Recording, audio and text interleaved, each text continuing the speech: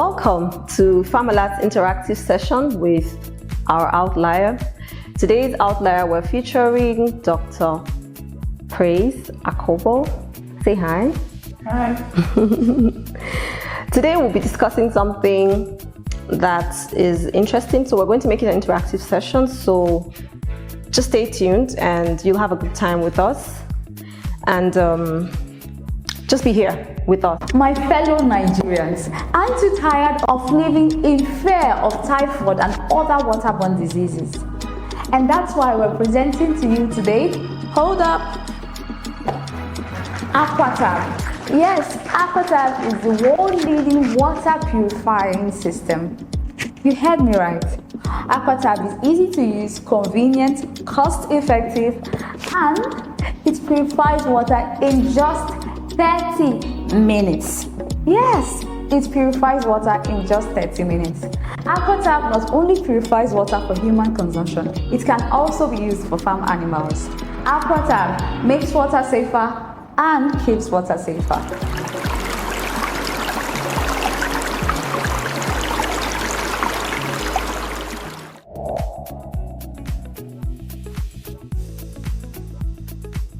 So, Dr. Praise, today we're going to talk about veterinary schools, veterinary students, and the concept of innovation. The angle we'll be looking at it from would be opportunities that we can get both locally and internationally, things that will drive us to be more innovative, to be more widespread in our thinking. Because, you know, in the times that we are now, you really cannot move forward without innovation. And that is where Farmalat's programs, especially like the Outlier program, you know, comes in, bringing to light the need for innovation amongst young people and the importance of wider thinking, deep thinking for young people. Now, speaking about local opportunities, there are so many local opportunities through both schools and through external programs, volunteer programs, even one of which is something similar to what Farmalat is doing right now, the Outlier program.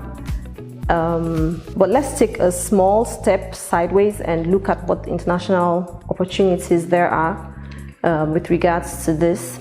And I have told our audience your name, but tell us a little bit about yourself, and then also follow it up with telling us something about how you got into the veterinary space. What made you decide to become a veterinarian, to make it your career? Let's start from there. Okay.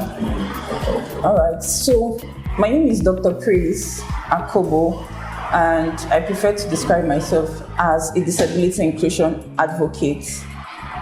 And for me, everything around what I do right now, and I'm going to do much later, would have a link to persons with disabilities.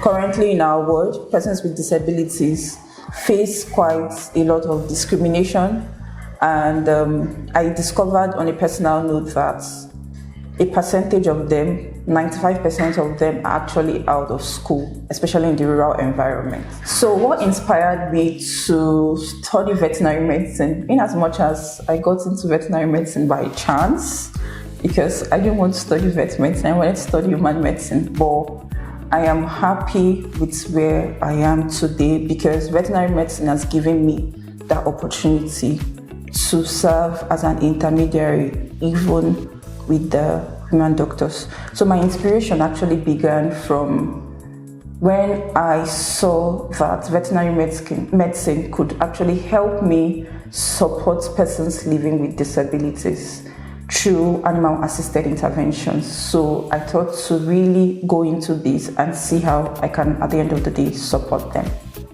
So I want to know now, how did you juggle school and your personal life and activities?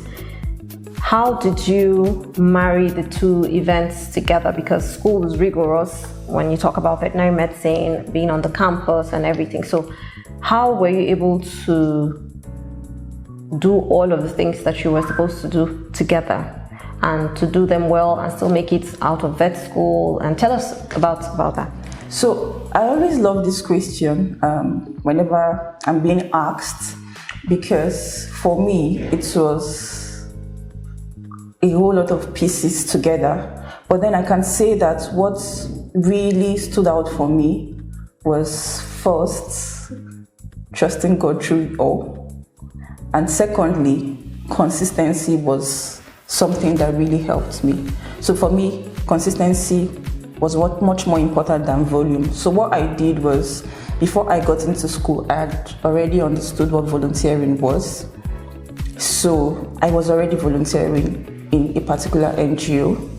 So I was glad that I met with people who had gone really ahead of me, and I could ask questions. So I was open to asking questions and learning from them.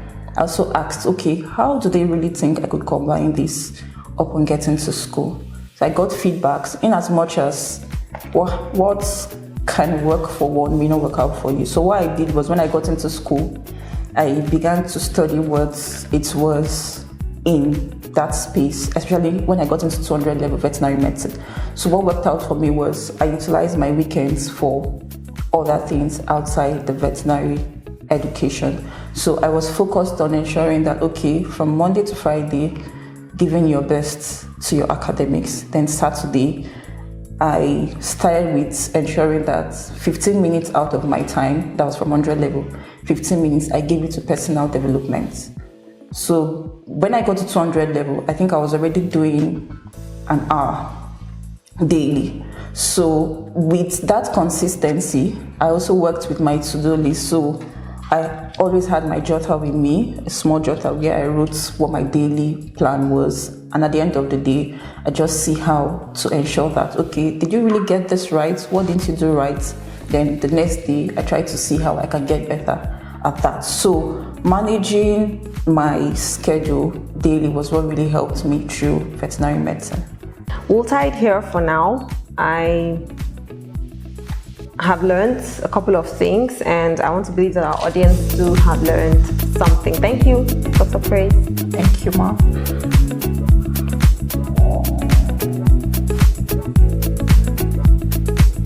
How did international opportunities shape your understanding and approach to innovation? Have you had any experiences?